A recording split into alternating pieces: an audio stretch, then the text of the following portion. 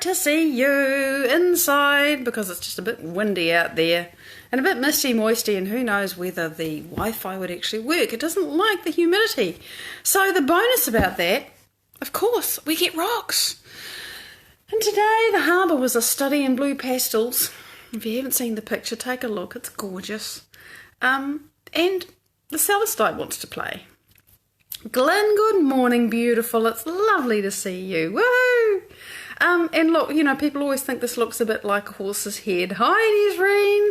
She'll look at it and it reminds me of the Horsehead Nebula. Same shape. And it's got this beautiful big crystal here. Morning, Julian. It's great to see you all here. And it's kind of misty moisty. Sing Marie! G'day, gorgeous. So you can see this really is one. Tish, good morning, beautiful. It's great to see you. And then there's all these little druzy bits. And it's just lovely. I'm very fond of this. So this is our sparkly, beautiful thing today. And what next? We have some more little glories. This is snowflake obsidian that has been polished into a little sphere. And, you know, it's so beautiful. And you think, well, that came out of a mountain when it blew up. Sharon, good morning. It's great to see you. So, you know, an eruption is hardly, well, it is actually creative. An eruption is really creative, but it's also destructive. And there's a balance between creation and destruction. And, you know, we think this is gorgeous. But then if the mountain blows up and people die or something gets broken, as happens, you know, what is it? Disaster? Creation? I can't tell you. Depends on your point of view and your personal experience. And it's probably going to end up being all of those things. This is a little piece of amethyst. Oh, good, you can see the light's coming through it. I believe it's African amethyst. Don't ask me which part of Africa, because, you know, saying it's African amethyst is a bit like saying it's green. Well, which green? But anyway, it wanted to come and say hello this morning. It's just one of those rough pieces. Not all amethyst forms as, you know, the perfect hexagonal crystals that we're familiar with. This is just a little rough piece. And it's fabulous when the light comes through it. It's that beautiful, rich, dark purple. Last but not least, I should know what this is, but I don't. Catherine, it is great to see you. This is pink, right? And it's got this sort of dark stuff going through it. And it's very familiar to me, but I don't know what it is. I keep thinking it's rhodochrosite, but I'm quite sure it's not. It's something else. So if anyone can tell me, you're welcome. Faye, great to see you. And Kathleen, it's lovely to see you too. We're all together this morning. Whee! So today we're talking about something. I was in a group yesterday. Actually, I was just in the group saying thank you for publishing my post, because I do that. And right under, and I never spend any time in groups, okay? I just don't have time to spend in groups. Trust me, there is no time. But right underneath my post, which I just give it a bit of love, I saw a question, and it was a really good question. And I thought, okay, I'm going to talk about this today because many of you will relate, and I know it's a burning pain for some people, and it is this thing that happens when you have an ability, whether it is that you're good at fixing houses, or you're good at talking to people and, you know, empathizing with them and helping them solve their stuff, or you do energy work of some sort, or you're a lawyer, or whatever. You have a skill, and people only contact you when they want it, and they want you to give it to them for free, right?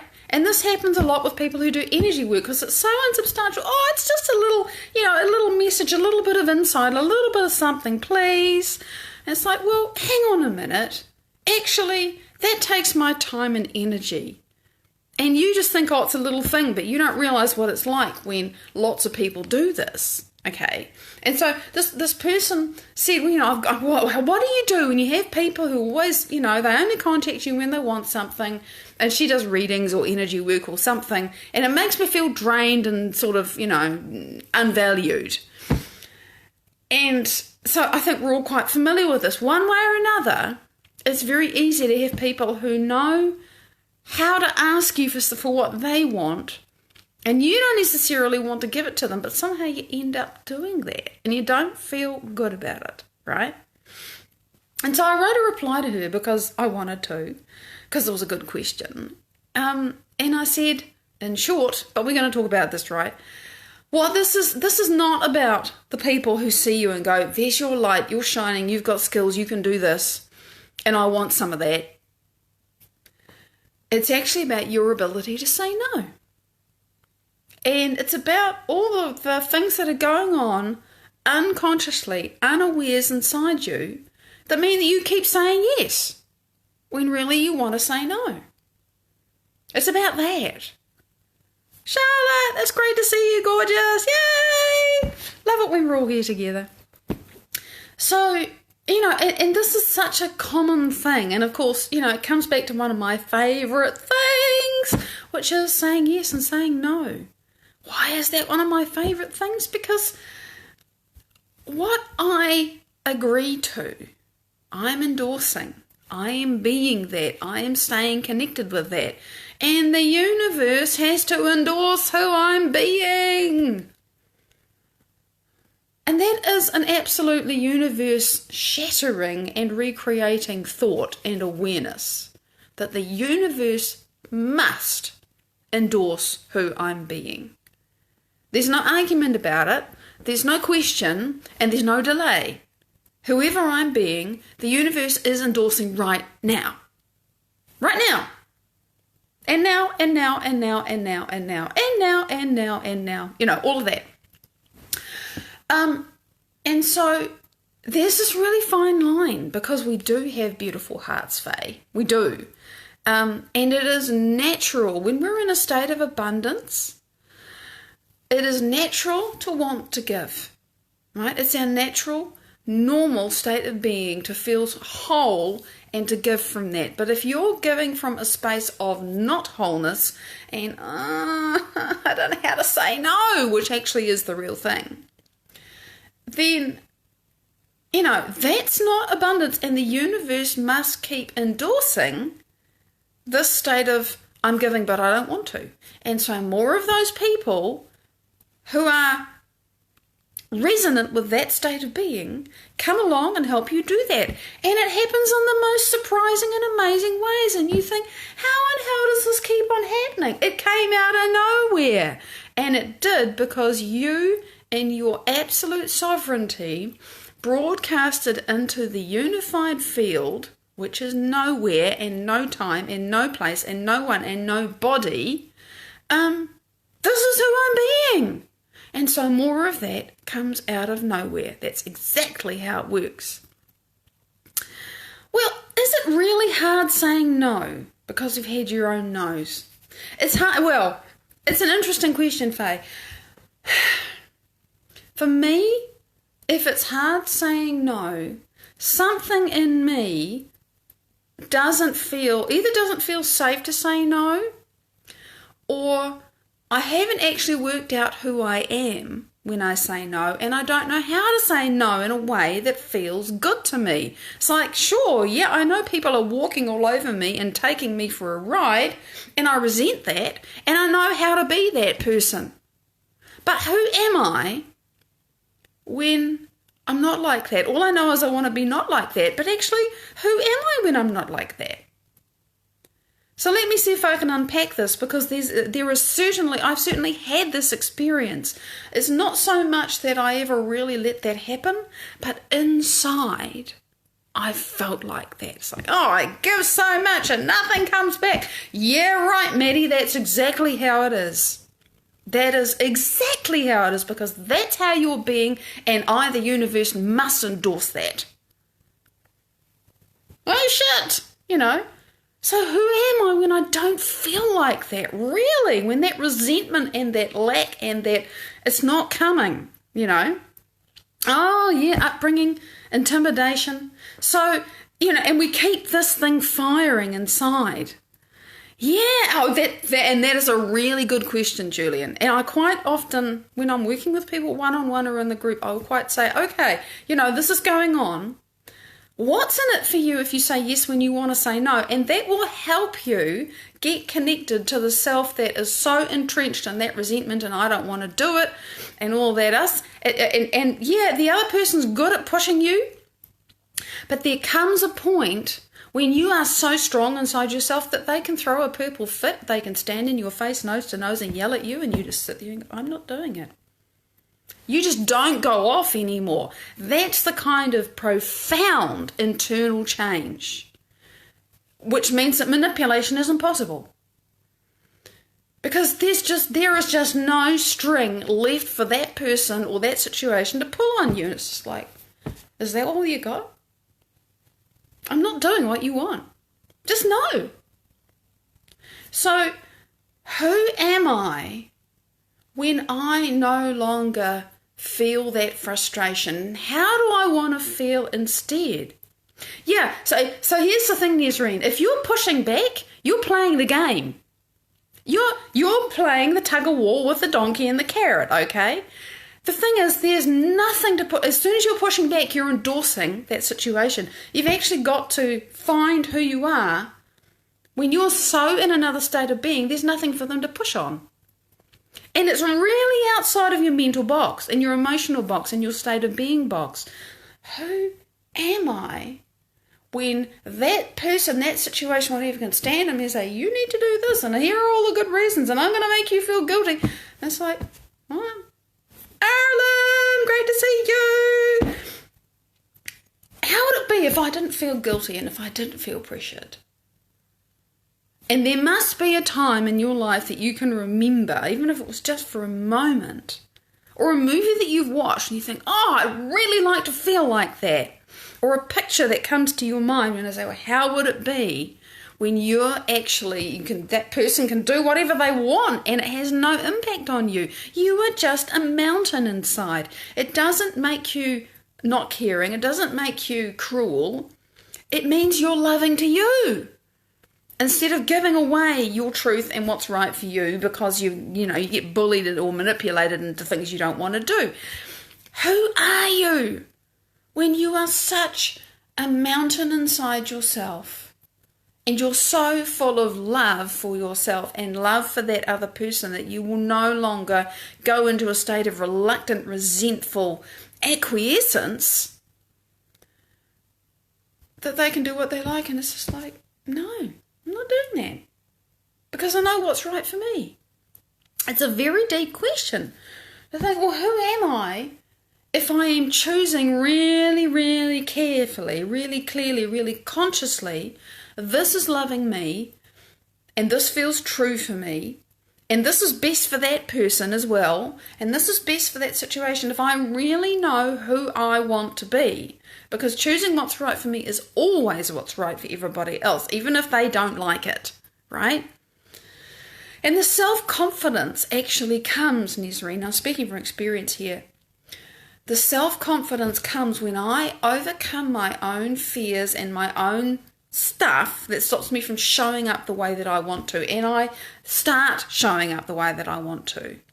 I feel so much love for myself. I feel so much power in myself. That confidence kind of comes trapping on the heels of that. It's not something I have to build up. And it's never about overcoming the other person. Maria, great to see you. It's never about forcing somebody. It's never about, kicking someone in the ass or banging them on the head. It's about being so clear in myself about who I want to be and how I want to show up that when people ask me to be something other than that, I just say no. And they do all the time, by the way. They do all the time because I'm visible and people come at me and they say, I want this and I want to be your friend, which means they want to sit on Messenger and chat with me about very little, which is fine, but I don't want to do that.